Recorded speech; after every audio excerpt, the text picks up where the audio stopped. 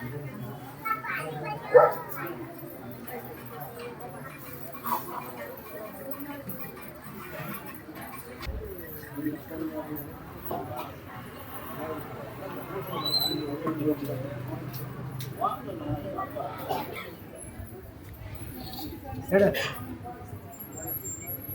மாளிகை பாரு கருப்பா உத்தரவிட்டு இந்த குழந்தைக்கு திருமணம் அமைச்சு கொடுத்தாரியா?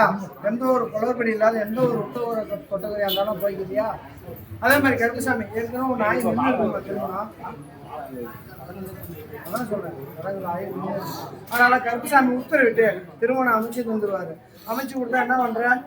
குளறுபடி இல்லாத நல்லபடியா வச்சு வாழ்வியா?